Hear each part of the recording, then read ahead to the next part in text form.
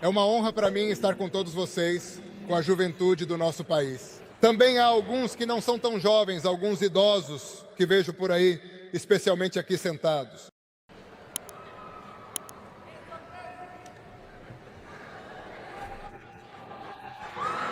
Aplausos para os idosos.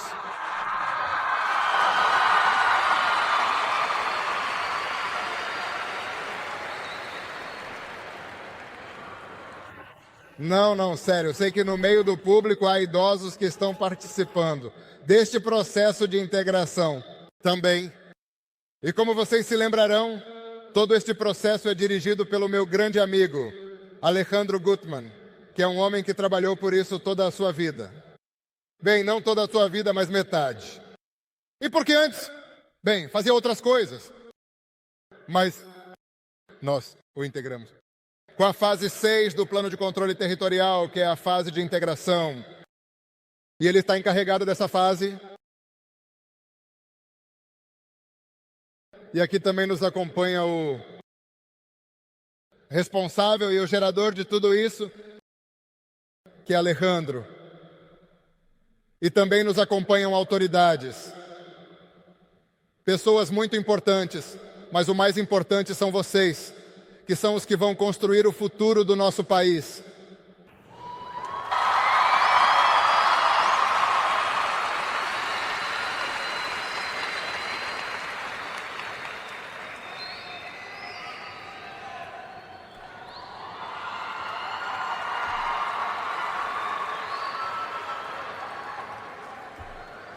Alguns jovens que estão aqui percorreram grandes distâncias, são jovens de todo o país.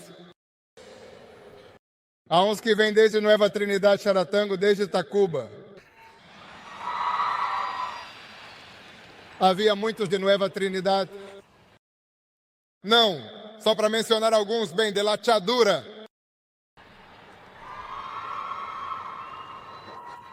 Saudações, Chadura. Há de todas as partes do país.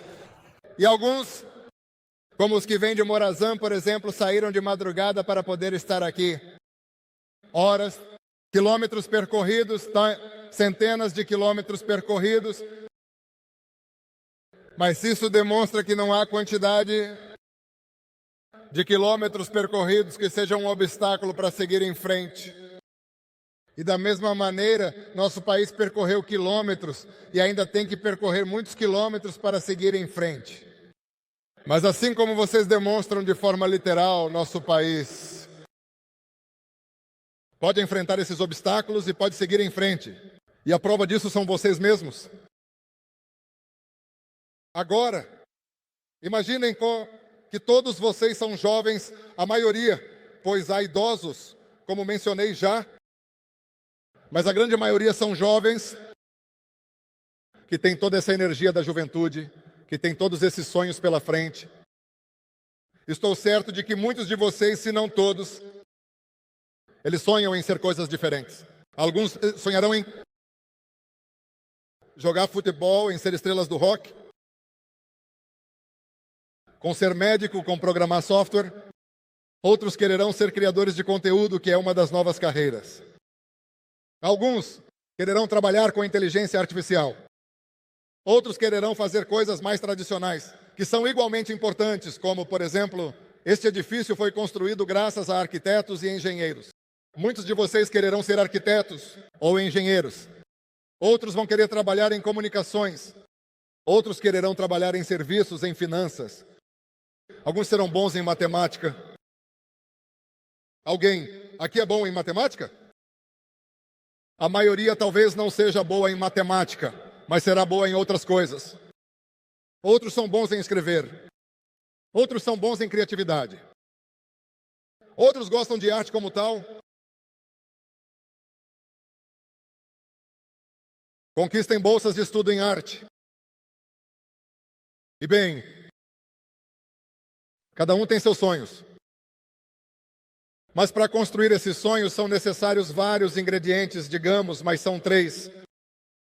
Os principais. E nenhum deles pode ser alcançado sem a ajuda de Deus. Mas 3, os humanamente necessários.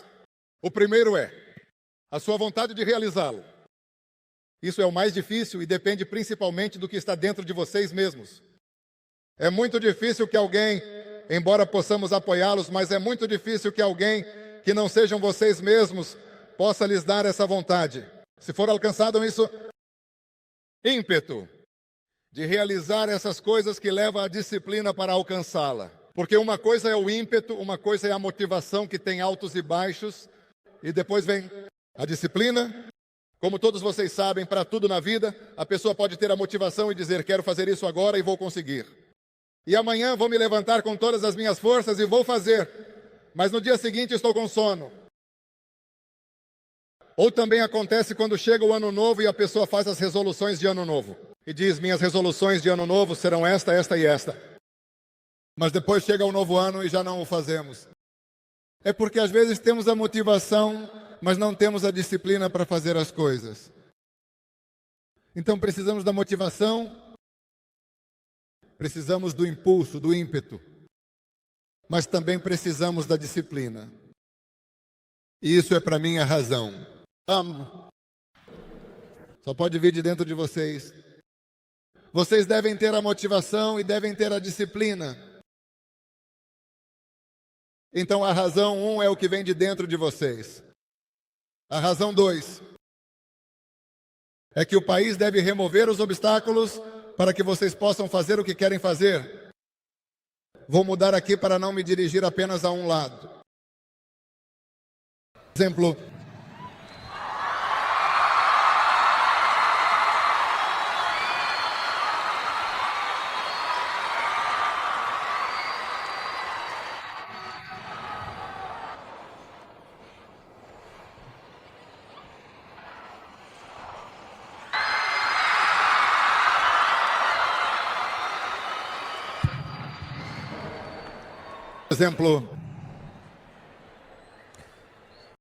O governo pode fazer programas e estamos fazendo de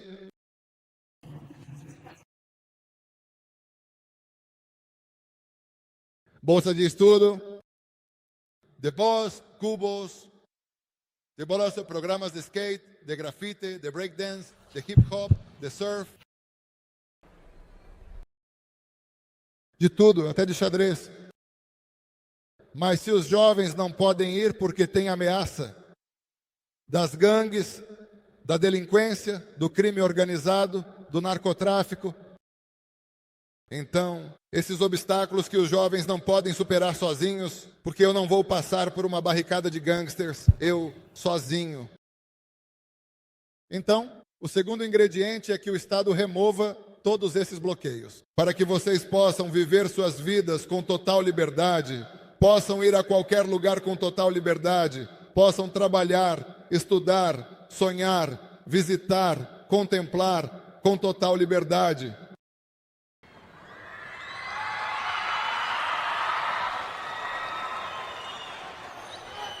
E que saibamos... Quantos jovens há aqui, Alejandro? 10,000. Os 10.000 jovens que estão aqui, sabemos que vão voltar seguros para suas casas. E que estarão seguros amanhã, depois de amanhã, na próxima semana, no próximo mês, no próximo ano e no ano seguinte. Então é importante que o Estado forneça essa segurança para que vocês façam o que quiserem. Mas a terceira, e que é a que muitas vezes falta, é que o Estado forneça as oportunidades para que vocês as aproveitem. E muitas vezes essas oportunidades não estão disponíveis. Muitas vezes queremos estudar, mas não temos um computador para isso.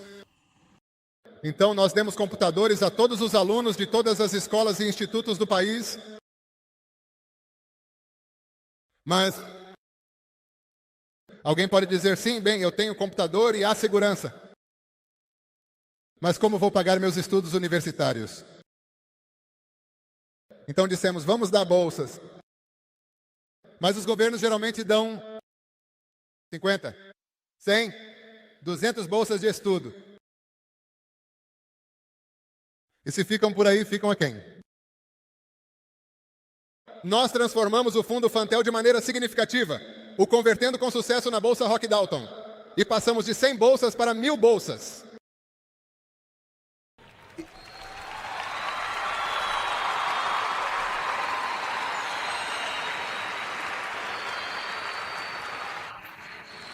E eu estava muito orgulhoso desse programa. Ainda estou. Alejandro, o presidente, disse para dar bolsas a 15.000 jovens. E eu...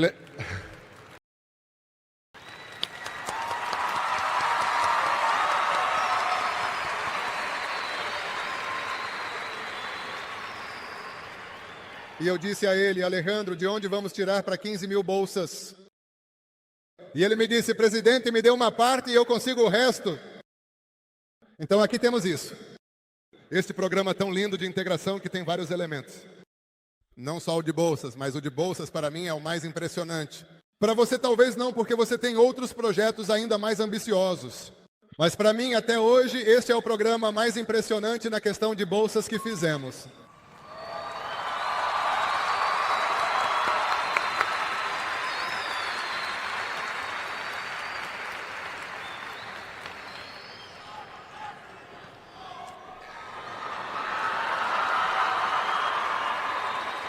Eu também sinto o mesmo, realmente compartilho dessa opinião e estou completamente de acordo com o que foi dito. E então, mas depois, quando decidimos fazer este evento, nos reunimos há um mês. E Alejandro chega com uma importante proposta e me diz, presidente, vamos ficar aquém ao conceder bolsas a 15.000 jovens. Deveríamos conseguir conceder bolsas a todos os jovens.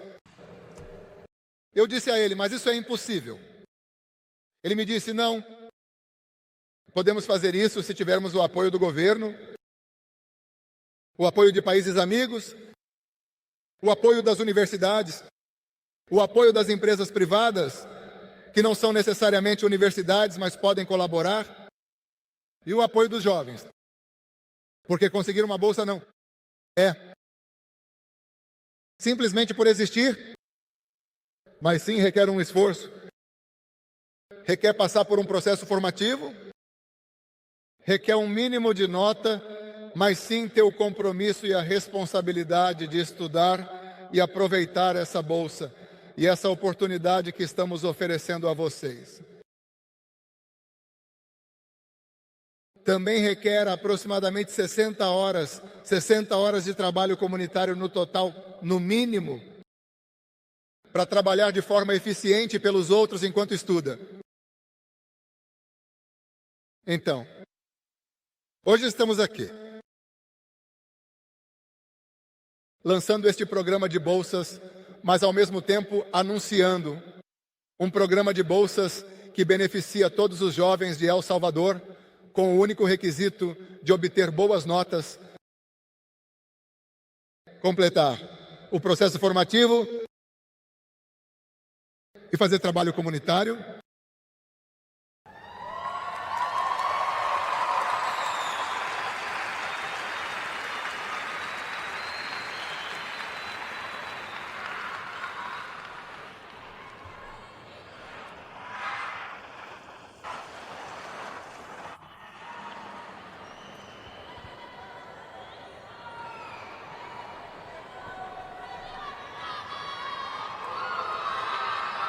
Obrigado, obrigado. Este é o seu tempo de desafiar todos os limites.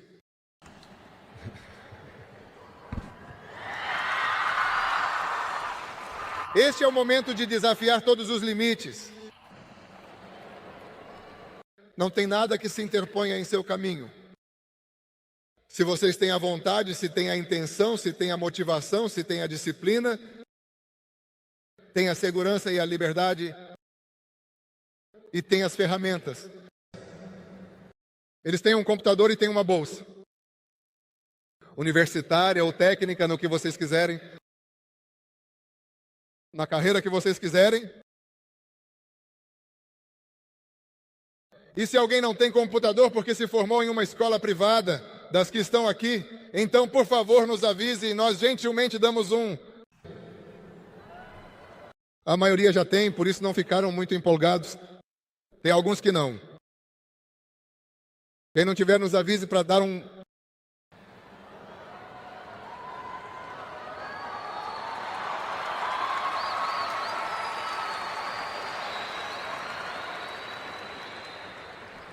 A nível internacional, se nos conhece por, nós não chamamos assim, mas a nível internacional este governo é conhecido por ter uma mão dura contra o crime, contra a delinquência, contra as gangues, contra o narcotráfico. Mas realmente sim, temos uma mão dura contra os maus, mas devemos ter uma mão suave, amiga e boa com os bons. Devemos estender a mão para os nossos jovens. Devemos estender a mão para o presente e o futuro do nosso país para avançarmos e para que construam El Salvador, que será de vocês. Porque nós vamos herdar isso a vocês e vocês vão ser os donos deste país. Cada um de vocês já é, mas depois vocês, com seus filhos, serão os únicos que o habitarão. E vocês herdarão esse país que estamos construindo agora. A mão dura do governo ou o regime de exceção é o que se encarrega de que vocês tenham liberdade. Mas a mão suave do governo é a que se encarregará de que vocês tenham oportunidades e que não haja nenhuma limitação ao seu desenvolvimento. Talvez, em alguns anos, com o grande trabalho que está fazendo Alejandro Guzmán e os demais, no governo, nas outras instituições que estão colaborando, estamos construindo cubos. Cada vez há mais cubos em mais áreas do país. Estamos dando computadores? Construímos laboratórios? Apostamos no esporte, arte e cultura. Aqui tivemos a banda El Salvador, a banda de marcha.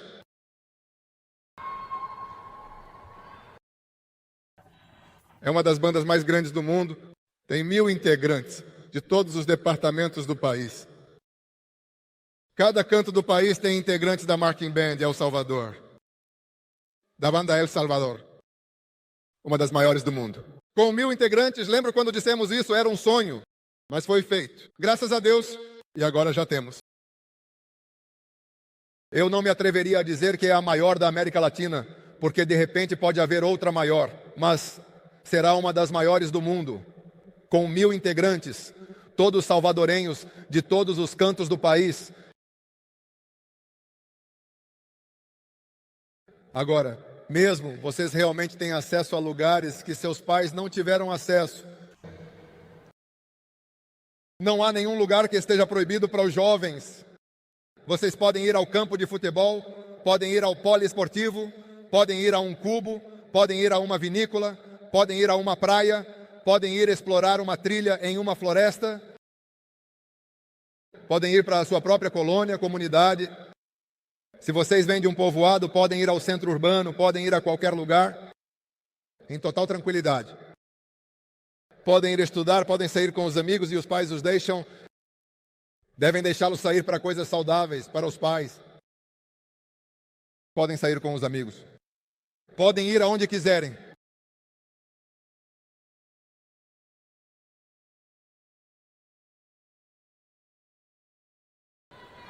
Vivem em total segurança, em total liberdade.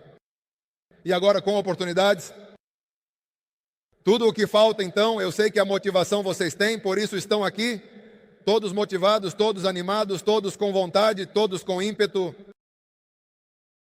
Transformem essa motivação em disciplina. Porque há dias na vida, nos espíritos, há dias bons e há dias ruins. Há dias felizes, há dias tristes. Mas se vocês tiverem disciplina, vão trabalhar duro quando estiverem felizes e vão trabalhar duro quando estiverem um pouco tristes. Lembrem-se, colocar a disciplina ao lado da motivação.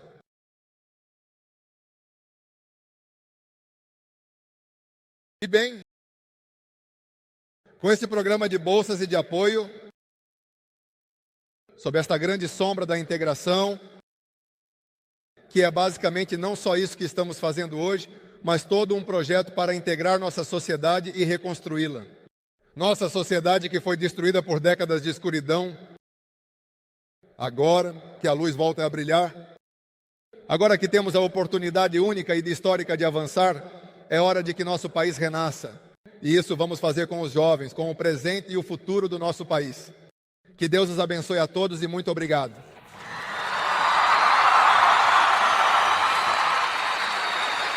Senhoras e senhores, solicitamos nossos especialistas à presença de seus jurados.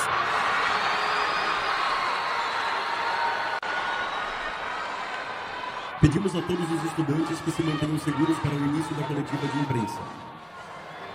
Neste momento, abrimos um espaço para perguntas que possam ser feitas. Obrigado, presidente. Abrimos este espaço para perguntas da imprensa com Ingrid Castelhano, jornalista do El Noticiero, do Canal 6. Algumas perguntas da imprensa. Sim. Boa tarde, presidente. Um prazer cumprimentá-lo. Irica Ceianos, do Canal 6. Primeiro, eu gostaria de fazer uma pergunta sobre se haverá um grupo limitado por universidades onde os jovens formados poderão ingressar em cada uma delas. E também gostaria de aproveitar para perguntar sobre a cobrança das prefeituras. Você fez um título há algumas horas sobre o fato de que, além da Prefeitura de São Salvador Centro, havia outras prefeituras que também estavam fazendo cobranças indevidas. Se você pode me dizer quantas prefeituras, se também pensaram em alguma lei para fazer a cobrança devida, como deve ser para as municipalidades, e também gostaria de saber se as cobranças que já foram feitas serão devolvidas. Sim, muito obrigado. A verdade é que, infelizmente, muitas prefeituras abusaram de suas faculdades, digamos. E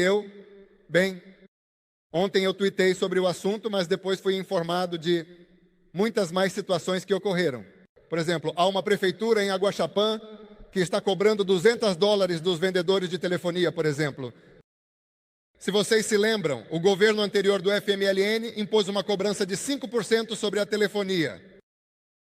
Se chamava SESC, e os salvadorenhos pagavam 5% na telefonia e em tudo que fosse tecnologia, computadores, etc.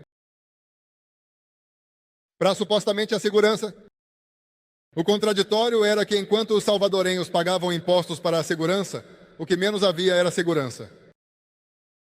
Nós não só demos segurança às pessoas, mas também eliminamos o imposto sobre a segurança. Já não existe o SESC. Mas de que adianta não haver SESC? Se uma prefeitura vem e inventa um SESC e coloca isso sobre os vendedores de telefonia, no final, quem acaba pagando é o consumidor. Então, ali há um SESC disfarçado, e isso é ilegal. Outra coisa que acontece é que muitas outras prefeituras estão cobrando uma espécie de extorsão, eu diria. Quando dizem a um negócio, olhe sua licença, está certo que haja licença, como em todo o mundo. Mas se pagava $100, hoje vai pagar 3.000. Isso não faz nenhum sentido. Eu entendo que tem que haver ordem, eu entendo que tem que haver cumprimento das leis. Mas isso não é isso é extorsão. Cobrar 3.000 por algo que valia 100, isso não tem nenhuma lógica razoável, financeira, legal, de nenhum tipo. E o que eu disse ontem é que eles tinham que reverter isso, e eles reverteram. Mas hoje, já que são muitas as prefeituras, algumas não, mas são poucas as exceções, a maioria faz isso. Eles aumentaram taxas, aumentaram licenças, aumentaram permissões. Bom, eu vi que havia uma prefeitura que cobrava das lojas por colocar cartazes. E se uma loja coloca lá, à venda, churritos, tal, eles colocavam multa por colocar. Então, isso é ilegal. As prefeituras não podem agir como uma máfia. Eles têm que agir como servidores públicos. E eu não digo isso da comodidade da presidência, porque eu já fui prefeito de um município pequeno, um dos menores do país e da capital. Então não vão me contar como é. Eu sei como é. E não há necessidade de extorquir o povo para fazer bem o trabalho. Então eu disse aos prefeitos, porque infelizmente a Constituição dá autonomia às prefeituras Em uma autonomia municipal, eu não posso dar ordens aos prefeitos.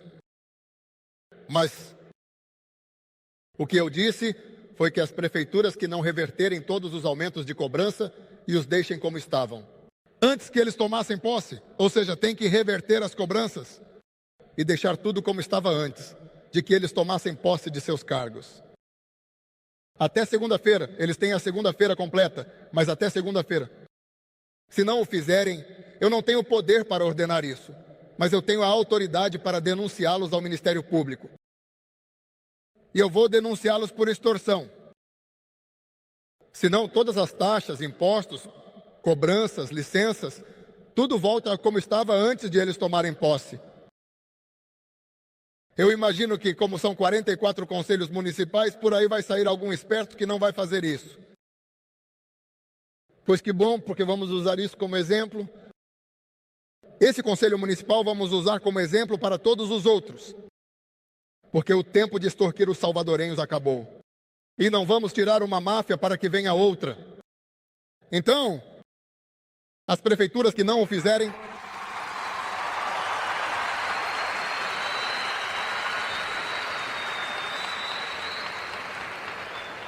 eu não tenho poder para mandar prefeituras, mas as que não o fizerem, eu vou denunciá-los ao Ministério Público. Senhor promotor, olá, senhor promotor. Eu na segunda-feira levo a denúncia e você procede como diz a lei. E já sabemos as penas por extorsão. Então as prefeituras que não o façam, sabem...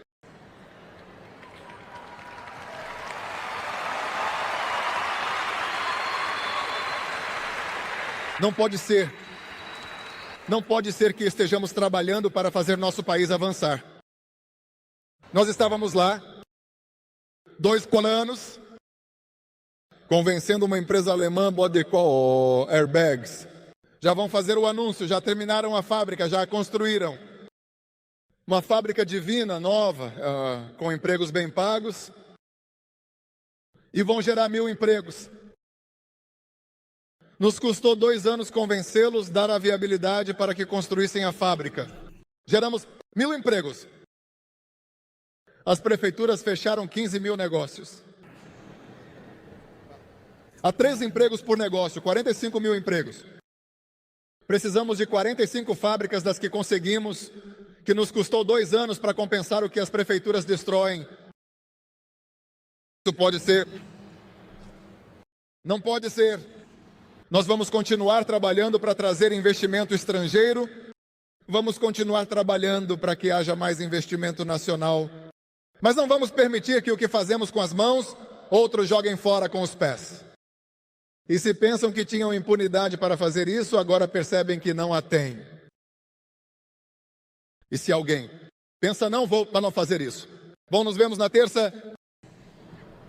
Bem, essa é a pergunta, a segunda pergunta. A primeira pergunta, quem pode responder melhor é o diretor de integração aqui, meu amigo Alejandro. Deixo a parte fácil para você. Sim, a outra. Não vou responder isso. Muito obrigado, senhoras e senhores, presidente.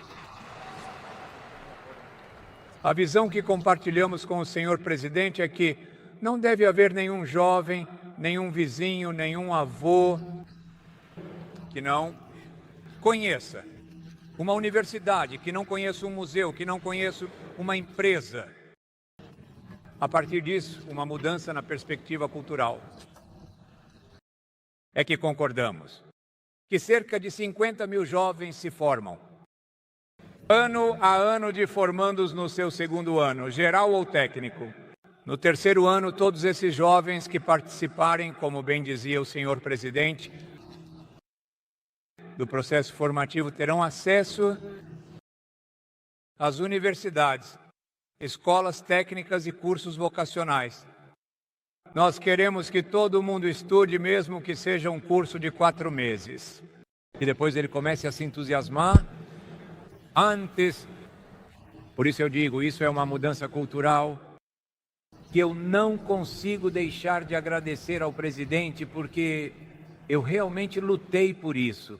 Mas se ele não tivesse essa visão de mudança estrutural para o país, isso não teria sido possível. E teríamos concordado que se tratava apenas de mais algumas bolsas de estudo. Aqui, qualquer jovem do país que termine o ensino médio e aqueles que estão no 9º e no 1º ano, e até mesmo antes, podem sonhar em estudar. E cada um que cumprir, por exemplo, com 6 das atividades do processo formativo, terá acesso a uma universidade. Hoje há 10 universidades que estão nos acompanhando, esperaria e tenho fé, que vão nos acompanhar várias outras ao longo dos próximos meses. Aqueles que cumprirem 4 atividades do processo formativo vão ter acesso aos cursos técnicos. E aqueles que cumprirem 2 poderão acessar aos cursos vocacionais. Mas a ideia não é que haja um limite de bolsas de estudo. O dinheiro vai sair. Porque, como falamos na última reunião com o senhor presidente, eu mencionei o seguinte, e isso realmente deveria chamar a atenção, com toda a humildade eu digo isso, para as organizações internacionais, para as empresas. Este projeto, senhor presidente, custa 10 vezes menos do que custaria se fosse feito pelas organizações internacionais. Eu me pergunto, o que aconteceu que não conseguimos resolver esse tema?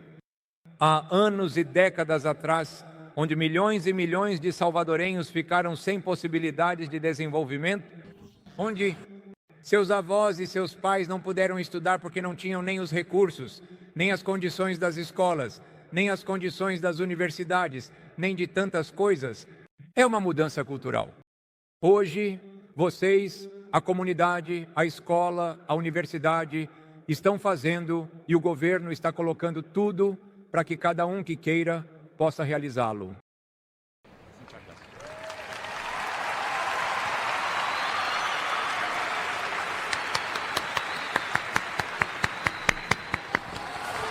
Damos por encerrado este espaço de perguntas e respostas e agradecemos aos meios de comunicação pela participação.